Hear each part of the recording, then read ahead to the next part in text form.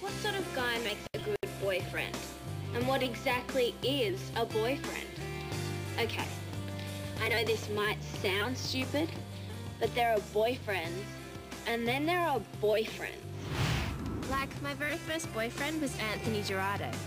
Our common bond was building sandcastles together. As far as 4-year-olds go, Anthony was okay, but he did have one big problem. If anything I did turned out better than anything he did, his reaction was not exactly positive. Clearly, this was a relationship that wasn't destined to last. My next boyfriend was Damon Carruthers. We were in the same year at primary school, and he told me he loved me.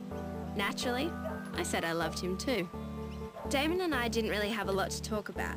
In fact, we had absolutely nothing in common at all. But Damon did achieve one thing. He was the boy who gave me my first kiss. But even at that age, the kiss came with a price tag. After 3 weeks, I realized I had to choose between my love of Damon and my love of lollipops. Inevitably, the lollies won and Damon was dropped. I was suddenly a single 8-year-old again. When I got to high school, I entered my teenage rebel period. To be honest, I was a pretty feeble rebel, but I dressed the part and I soon latched onto the boyfriend to match. Billy Keane was the local hotshot skater boy, and I was his crush. He used to let me watch him skate and look after his water bottle.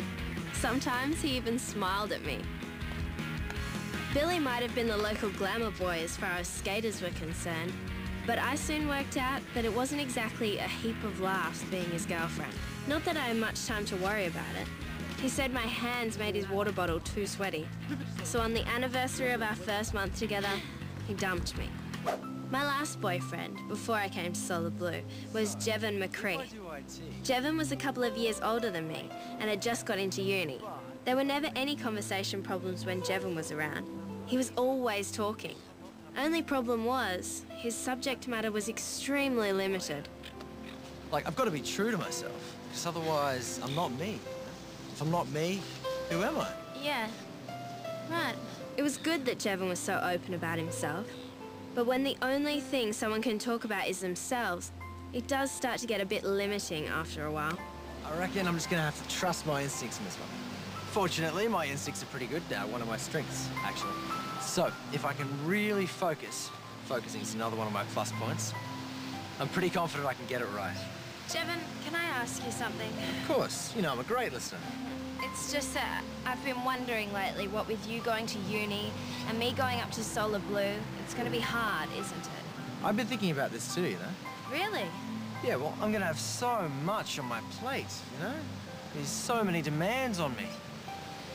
I mean, you know, I don't know how I'm going to cope. Right. In the end, it was pretty clear that there wasn't enough room in Jevon's headspace for himself and a girlfriend. Actually, there wasn't enough room in Jevon's headspace for himself and anybody. So we agreed to go our separate ways. Bye, Jevon. So there you go, the sum total of my childhood boyfriends. Not a particularly impressive bunch, I suppose, but then maybe I wasn't all that impressive to them either. Then I came to Solar Blue. Suddenly, the boyfriend situation changed radically. Hey! Within a few days of arriving here, Charlie and I had become friends. Don't ask me why, we just seemed to really like each other. Maybe that's the secret to it, the fact that we started out as just friends. I wasn't especially wanting to find a boyfriend, and I don't think Charlie was looking for a girlfriend either. We simply enjoyed hanging out together. This looks very industrious. What's going on? We're going for a picnic at Aurora Bay. Want to come? Thanks, but Gary and I thought we'd give ourselves the afternoon off and go see a movie. Van's ready. Let's go. See you guys. Bye. See you tonight. Oh, we might get dinner in town tonight, so don't wait for us. Okay. Yeah. Do you think those two might get together? Who, Beck and Gary? Yeah. That'd be ridiculous. They're just going to see a movie. And having dinner. So what? They got to eat somewhere, don't they? I mean, why make a big deal out of it? I'm not making a big deal. I'm just posing the question. It'd be a disaster if they did, though. A disaster? How? Well, because instead of giving us their attention, they'd be focusing on themselves. Their judgment would totally go out the window. What? It's not like people lose their brains just because they start going out together.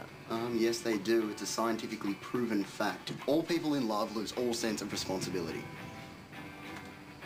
Found the esky. And an old beach volleyball set. Thought we could have a game or two. Cool. What about Beck and Gary? Did anyone ask them? They've gone out together to a movie and dinner. Oh, what? That's a disaster. Not you two. What do you mean, not me too? Adam thinks that if they get together, we'll all become poor, neglected little surfing students. Laugh at me now, but if it does happen, then don't say I didn't warn you, okay? Anyway, Adam, Guy obviously agrees with you about Beck and Gary. What are you talking about? He said it was a disaster that they've gone off together. Yeah, but I didn't mean it like that. Well, then what's the problem? Well, I was hoping that one of them could drive us to Aurora Bay. And if they're not here, that means we've got to walk. Hi. The day Charlie and I moved up a step from being just friends was the day of the picnic. Although the thing that started it was hardly what you'd call romantic. Oh, Loren! I'm sorry, are you okay? I'll live, I think. Wow, that's real tough, Charlie, beating up the girls in the opposition to win a point. I think it's about time we had lunch anyway. What do you reckon? Oh, what? You're just saying that because we were winning. Oh, as if? Just gonna wash my face. Right. Come on, let's get this picnic sorted. Okay. Nice one. It's okay, man. Where did we put the crackers? They're in the cock back by the lake.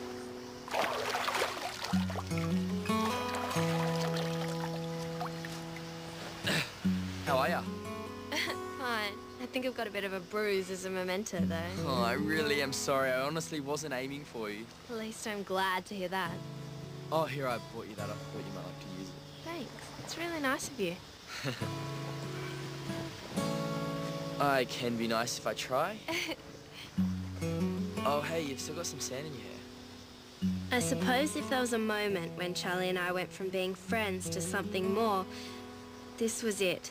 I was so touched by his consideration that I couldn't help myself. There you go, all perfect again.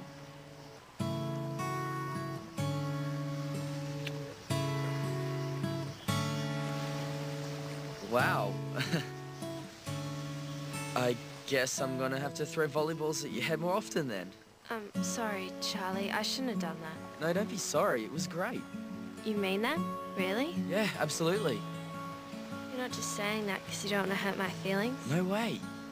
And I can prove it.